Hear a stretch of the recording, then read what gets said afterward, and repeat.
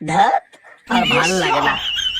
এতই যখন জল ঢালার ইচ্ছা, তখন আমাকে নিয়ে একটা শাওয়ারের নিচে বসিয়ে দিলেই তো হয়।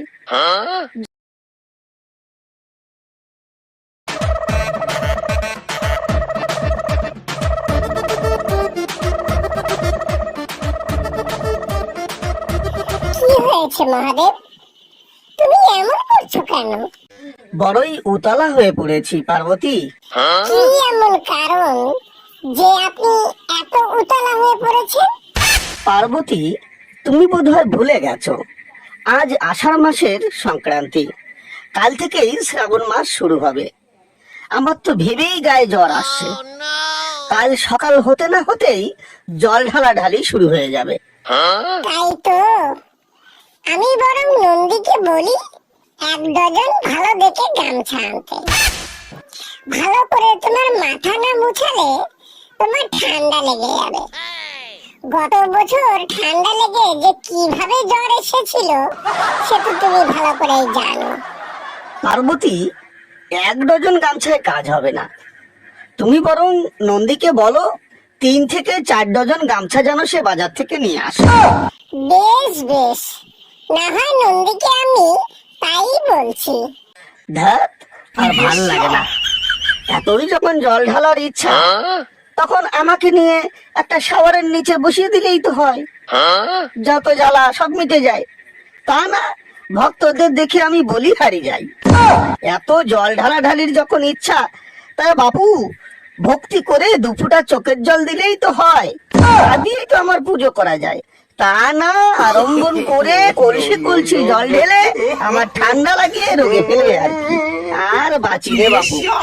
পার্বতী, শোনো শোনো, নন্দীকে বলবে বাজার থেকে সে যেন আমার জন্য ভালো মানের কিছু শ্যাম্পু এবং কন্ডিশনার নিয়ে আসে। শ্যাম্পু, কন্ডিশনার এগুলো দিয়ে আপনি কি করবেন মহাদেব? আরে, মাথায় যেভাবে ঘি আর মধু ঢালে তাতে চুলের একেবারে 12টা বাজিয়ে দেয়। ভালো করে মাথা পরিষ্কার না করলে 2 দিন পরে চুল উঠে চাঁদি ফাঁকা হয়ে যাবে। বুঝলাম, এ তো ভারী সমস্যা। পিতা, আপনার মুখ মলিন কেন? আপনার কি শরীর খারাপ? বালাই ষাট, শরীর খারাপ হতে যাবে কেন? কাল শ্রাবণ মাসের শুরু, ভক্তরা তোমার বাবার মাথায় জল ঢালবেন, তাই নিয়ে আমরা চিন্তিত। কাল ভক্তরা বাবার মাথায় জল ঢালবে কেন? কাল কি বাবার মাথা খুব গরম হয়ে যাবে? না গণেশ না, কাল শ্রাবণ মাসের শুরু, আর এই শ্রাবণ মাসেই সমুদ্র মন্থন হয়েছিল। সেই সমুদ্র মন্থনের ফলে সমুদ্র থেকে যে বীজ বেরিয়েছিল, সেই বীজ তোমার বাবা মানে মহাদেব পান করেছিলেন। তিনি পান করে নিজ কণ্ঠে ধারণ করেছিলেন সেই বিষ। এই বিষ পানের ফলে মহাদেবের সারা শরীর নীল হয়ে গিয়েছিল। আচ্ছা মা, নীল কেন হয়েছিল, হলুদ কেন হয়নি? তাহলে আমার পিতাকে অনেক ভালো লাগতো, আমার লাড্ডুর মতন। হে হে হে হে হে।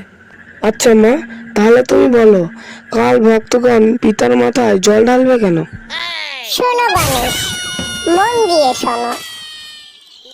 কাল শ্রাবণ মাস শুরু হচ্ছে, আর এই শ্রাবণ মাসে যেহেতু সমুদ্র মন্থন হয়েছিল, আর এই মাসেই তোমার পিতা সমুদ্র মন্থনের বিষ পান করেছিলেন, আর এই বিষ পান করে তোমার পিতার শরীরে অনেক জ্বালা হয়েছিল।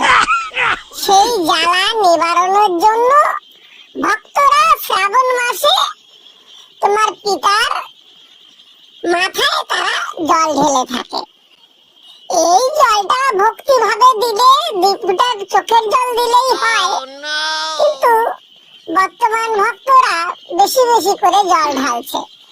এই কারণেই তোমার পিতার ঠান্ডা লেগে যায়, জ্বর হয়, এই আর কি।